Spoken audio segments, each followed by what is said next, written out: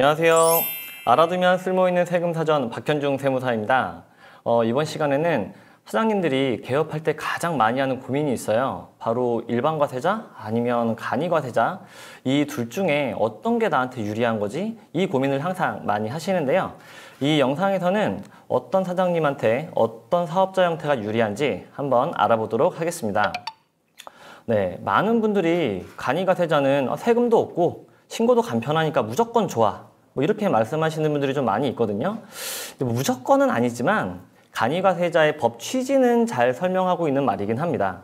간이과세자라는 제도 자체가 소규모 영세 사업자들을 위해서 세금도 좀 줄여주고 세금 신고도 조금 편하게 하라, 이렇게 만들어졌기 때문인데요. 그렇다고 하지만 누구나 간이과세자로 사업을 할 수 있는 건 아니에요.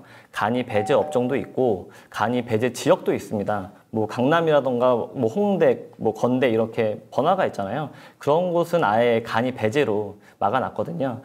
그리고 또한 간이과세자의 단점도 있어요. 그 단점으로 인해서 일반 과세자가 유리한 사업자도 있기 때문인데요.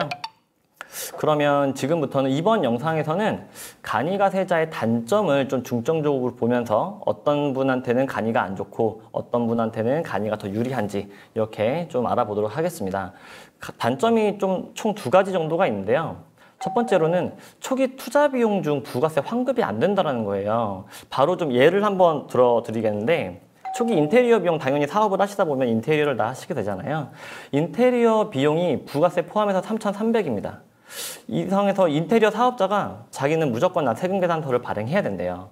이런 가정이라면 일반 과세자라면요, 3천만 원은 소득세 비용 처리하고 그 부가세 300만 원은 바로 돌려줍니다. 세무서에서요. 하지만 간이과세자라면 부가세 돌려받는 거 없이 3,300만 원 전체를 소득세 비용 처리만 하게 되죠. 즉 다시 말하면 일반 과세자는 300만 원에 대한 현금이 생겨요. 그냥 바로 신고만 하면. 그런데 간이과세자한테는 300만 원의 영수증이 생겨서 소득세 일부 절세만 이루어지게 되겠죠. 첫 번째 단점을 요약해 본다면 일반 과세자한테는 매입세금 계산서는 곧 돈이에요. 근데 간이과세자한테는 그냥 세금 계산서는 영수증이다 라는 개념으로 생각하셔도 좋을 것 같습니다. 그러면 다음으로 두 번째 단점을 알아볼 건데요. 두 번째 단점은 매출처, 즉 손님들이 개인이 아닌 부가세를 납부하고 있는 일반 과세자인 경우입니다. 아까 뭐 말했던 것처럼 일반 과세자들은 무조건 세금 계산서를 요구하거나 아니면 본인의 매입세 관리를 위해서 같은 일반 과세자와의 거래를 선호하는 경우가 굉장히 많아요. 이것도 방금 첫 번째 단점에서 말씀드렸던 것처럼 그 똑같은 맥락인데요. 일반 과세자들에게 매입세금 계산서는 곧 돈이에요. 돈인데 그 같은 돈을 지불했으면 10% 페이백을 해주는 게 좋거든요. 10% 페이백을 안 하고 오히려 영수증만 주는 거예요. 나 돈 받아갔으니까. 그럼 누구나 일반 과세자 사장님들이라면 당연히 10% 페이백 받는 걸 좋아하다 보니까 간이과세자와의 거래는 조금 꺼려할 수 있다는 겁니다. 개업 초기에 간이과세자는 세금 계산서 발행 자체를 할 수 없는 문제 때문에 발생하는 단점이 되겠습니다. 이제 반대로 간이과세자가 적합한 사업자에 대해서 알아볼게요. 먼저 손님이 부가세를 신고하지 않는 일반인들이면 되겠죠. 뭐 직장인분들, 주부분들, 학생분들 그런 분들이면 될 거고요. 또 초기 투자 비용이 상대적으로 좀 적은 사업장이라면은 간이과세자가 유리할 겁니다.